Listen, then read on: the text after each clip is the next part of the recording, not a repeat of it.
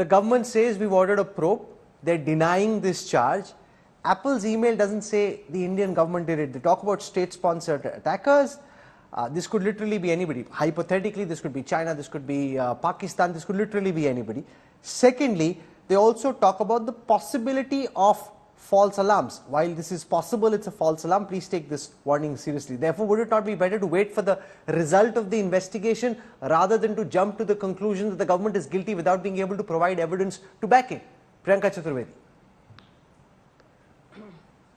So, firstly, a couple of fact checks with the IT head of BJP, Amit Malviya ji.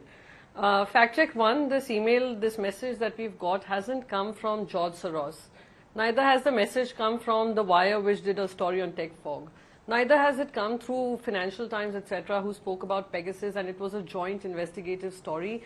And it came for journalists from various countries, various geographies. Every other country acted upon it except for India. This has come from Apple, who are the manufacturers of the phones that we use.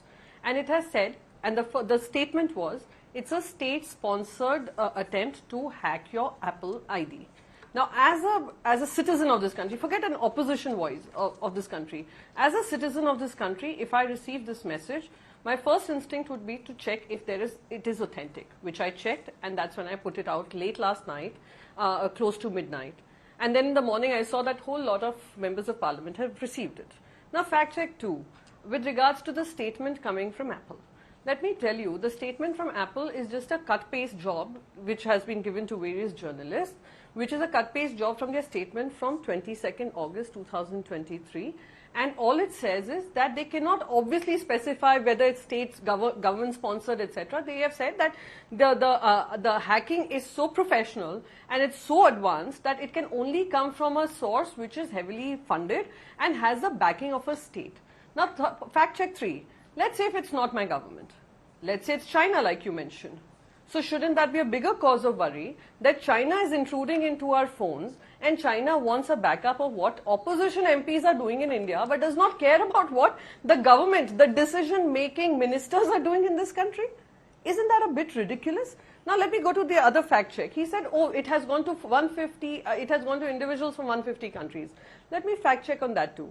Since this notification was introduced in 2021, what Apple has said is that we have sent it to individuals, this threat notification warning to individuals from 150 countries from 2021 to 2023. So it isn't like it went yesterday to 150 nations to individuals from 150 nations. Over the years, it has gone to so many people. It has gone to individuals. They haven't even specified the number of individuals. Of 150 nations, because that's where Apple's reach is in terms of iPhone users. No, but so these are a few on the Apple website, Priyanka ji, it also says detecting such attacks relies on threat intelligence signals that are imperfect and incomplete. It is possible that some Apple threat notifications may be false alarms or that some attacks are not detected. The point I'm making is Apple itself is building in so many caveats that this may or may not be true. And therefore, to assume that this is true, is that not a leap of faith? It could be true. It may also possibly not be true. As Mr. Malviya said, when Rahul Gandhi was asked to submit his phone for investigation in the Pegasus case, he actually in the end didn't do so. We would have found out if it were true if he did, but he didn't. No, a couple of things. Let me again correct you on that. So you say you have to wait for evidence. Who will gather the evidence? It would be the government of the day, right? The government has outright rejected it. That it is the opposition trying to undermine the government and undermine democracy. I don't know what else Mr. Amit Malviya was accusing us of. Now, secondly, submitting a phone. I have mentioned this very clearly in my letter. If the state is sponsoring the attack, how can I expect an investigation which is free and fair? Why will I go submit my phone to those very agencies who probably have gone rogue? Maybe the government of India doesn't know of it, and are snooping on my phone?